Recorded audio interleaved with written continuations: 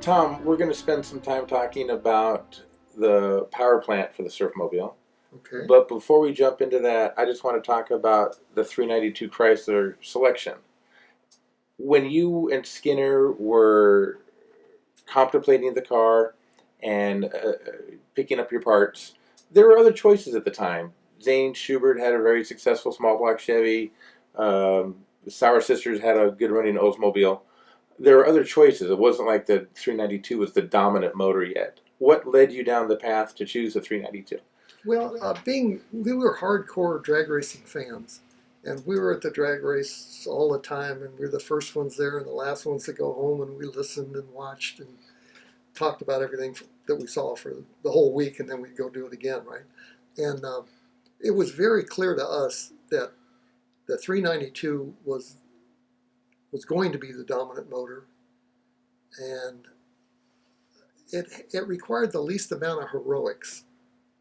Some guys would use a smaller Chrysler with the this year cylinder heads, and all these and spacers and Like Frankenstein motors that were just just a bunch of stuff you had to do. right. You couldn't just take it out of the junkyard and run it. It wasn't like a Frankenstein motor. It was like assembled out of this and that and the other thing and funky spacers. Yes, exactly. Yeah. Where the 392, the way we intended to run the thing, you could just get one and use everything that you got from the junkyard. I mean, the cylinder heads, the block, Oil pans, it was all there. It was just all there. And off you went. You didn't have to go find this and trade that and swap this and all of that. And as it all turned out, obviously the 392 was the dominant engine from over time. Yeah.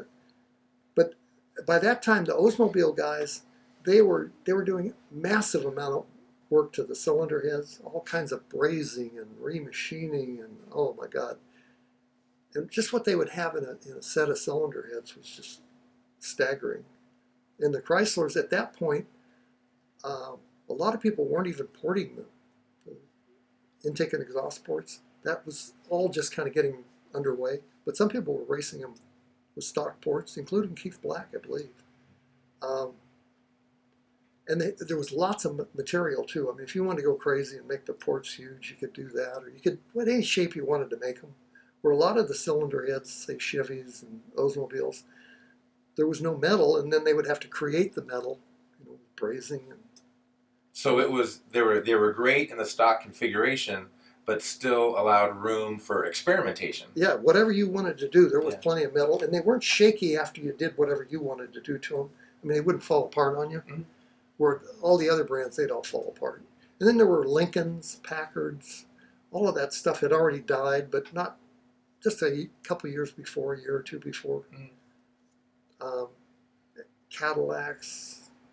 Anyway, all these engines, it was very clear that none of them were going to cut it. So by the time you jumped in, while the 392 wasn't yet dominant, it was on the way. The writing was on the wall. This was the way to go. Well, the Chryslers were dominant. It's just that 92 hadn't. And then some people would argue with that, and they would say, "Oh no, my such and such combination with a 354." 54 block and a this and a that, And so everybody ran what they. But anyway, it was very practical because what you got from the junkyard. Because later on, we're buying these engines. Spider and those guys from Brooklyn, they were shipping motors out here because the cars were rusting back east, and you could see through a 57 Chrysler, in 1963, because they were all rotted out. So they're in the junkyard. There's nothing wrong with the engine, and so they were shipping them out here by the trucks, a truck full. I think even guys like Johnny Mulligan were doing that part-time, hustling motors around here. Yeah, but here they cost too much because it was still usable stuff. Mm-hmm. Where back there was no car to put the engine in. So they just shipped them out by the trainload. Yeah, they had lots. Anyway, so we'd buy them, and Milodon in the valley was the dealer for the stuff. Now, 392s really only produced for 2 years, correct? Like 57 and 58. Yes. And came in a handful of cars like the Imperial and the New Yorker and the 300, yeah. Which are like luxury kind of cars. Yes. Yeah, factory rated about 350 150 horse maybe at the most, or No, I think something it was like that. maybe 250. I'm not sure, 250, yeah. but it wasn't much. Right, but here you are with nitromethane and superchargers and at least quadrupling the output, if not more, and they held up run after run after run. It's Well, it's quite a testament to Chrysler. oh, you bet, you bet, you Yeah. bet. The other good thing about Chrysler stuff, as opposed to, say, Chevys or Oldsmobiles, is the machining on the blocks was so good. Everything was so straight that we never cut the decks on the block. Mhm. We never cut the pan rail. We never line bored one. We never line honed one. And you had to do that on all the other brands because they were just junk. Or even if you did, after a handful of runs, it would start moving around maybe the block. Oh, absolutely. Yeah, yeah. Yeah. It wouldn't hold your machine work. It would over time. No, Oldsmobiles, the third main would jump over. Even in production cars, it would. It'd slide sideways and smoke the bearing out of it. Okay. Which takes the rod out. Mm-hmm. And the other thing that happened was General Motors blocks, by that time, they were starting to broach them instead of machine them. So they drag them through a broach to do the pan rail and the decks. Mhm. Drag them through. So they made them out of some iron that was pretty soft. It had to be soft. Yeah. And the Chryslers were all still machined and out of better material. Do you remember where your initial motor came from? No, I don't. No. But it was expensive because it had to come from around here somewhere. When you went to select parts, almost all the parts came from the west side. You had Angle Cam, Santa Monica, Hillborn Injector, Santa Monica, Yeah. Schaefer Mag, west side. They were in Monterey Park at Monterey that Park, point. yeah. How much of the selection of your parts had to do with just using local vendors, and how much had to do with just getting good stuff that you knew that was going to work? Because part of the surfer's story to me that's fascinating is, at the time, everybody was a victim to the trick of the week. It didn't matter what you had yesterday. I'm running something else tomorrow because I heard Larry has it and he's having good results. Where the surfers were the exact opposite. You kept your same combination and just refined it and refined it and refined it and refined it because you had good sturdy parts. Not necessarily trick parts, but good stuff that you knew that was going to work. So, again, back to my original question, was it just Santa Monica vendors, or did just all the good vendors happen to be in Santa Monica? Well, on the camshaft, everybody ran their local cam, whatever it was. If you were from San Diego, you had the Crowder or the Schneider. And the guys from, say, the center of LA, a lot of them, Howard or Iski, it was more of a loyalty thing. And if you were from Santa Monica or that part of town, you ran Engel. Mm-hmm. And Engel was, everybody made good stuff. But they were all kind of a Herbert grind if you really got down to the numbers, right? Oh, absolutely. Every Chrysler had a Herbert 70 in it, no matter what the sticker said. Yeah. With the exception of Howard. Howard, he had his own idea, very creative guy. Mm-hmm. He had his own ideas, so his stuff was a little different. Probably a lot different, but everybody else basically had a Herbert 70, including us, Engel. Yeah. But anyway, the rest of the suppliers just happened to be where they were. And like Hillborn was in Santa Monica at the time, correct? At the time, yeah. Yeah, but their four-holer was kind of on the way out as everybody was switching to the Enderley birdcatcher style. Well, that came a little later, but when we started in '62, there was there a bug catcher then? I'm not sure. Enderley, I don't know if there was or not. Okay. But you were the last of the successful people to kind of use the four-holer from Yes, Hillborn. but we did that mainly because we didn't like the look of the bug catcher, and we liked our scoop. Mm-hmm. By that time, we had a distinctive scoop that we liked. So your part selection, like I said, I think it's fascinating that you always kept the same stuff and just kept improving it and refining it, where the other teams would just hopscotch around, and during that hopscotch process, they would constantly have to relearn their tune-up.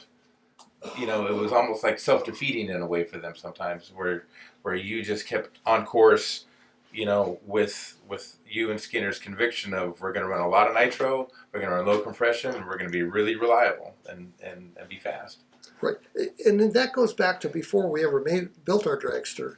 Is I started studying nitro in about 1960, the technical aspects of it, because as it I'd been watching, going to drag races for years, whenever I could, and watching what other people did. And it was very clear no one had a clue as to what they were doing. And I thought, well, let's study this a little bit. But I had no idea we'd ever use that information. But anyway, so in the study, this whole plan developed. And then Bob Skinner and I would talk about it. And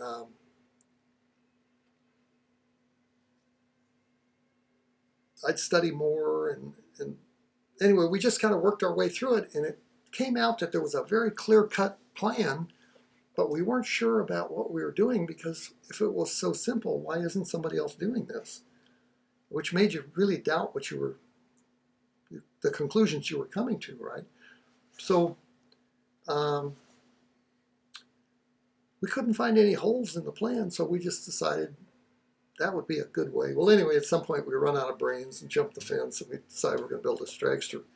Well, now we're going to put all this into action, right? And so to get started, we thought we need to just take a known setup that's made out of existing pieces. Like a proven baseline. Something that we know people are using and works. And maybe there's 5 different variations of what they're using, and we'll pick which one we think looks the best. And we'll assemble our combination, but all out of existing stuff, right? Except for the compression ratio. It was seriously low. And that was part of that was just to make sure we didn't go, the plan was to not go broke before we learned how to do something, or the hope. It wasn't the plan, it was the hope. As you're assembling the motor, are you relying on the manufacturers, like for ring end gap, or are you? Yes. So did you have any fellow racers, or were there garages you would go to and ask them what oil clearances you're running, or what timing are you running? Yes. How did you compile all the parameters you were going to use? Well, you hear about 100 different opinions, and then we would just stir all that together, discuss it at length, and just go, we should do this.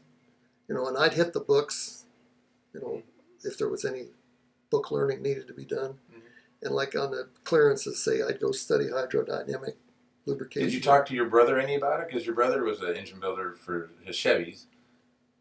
Did he have any input on this? He didn't have any technical interest in any of it. He was a hardcore racer, right? And or the mentality anyway, So he didn't have any technical interest in this. And I have very strong technical interests. And then all of this had to pass the technical scrutiny. And I'd hit the books. But you can, the hydrodynamic wedge, which is the principle that the sleeve bearing works on, is very well documented. It's been documented for a long, long time. And so it's real easy to go study that, where a lot of the opinions you're getting are just, well, I think this and I think that. Well, okay, great. But it's not based on anything. So it's a combination of survey plus study, Yes. and then you came to all your own conclusions. Yes. And then Bob Skinner was a master at looking at parts and figuring out what the part was trying to tell you. Once it's been used and abused, what's this part telling us? The part whisperer. Yeah. And I was quite, I could hold my own on that too. So between us, we would look at everything very hard to try and see what should we be doing next. It's talking to us. Let's listen.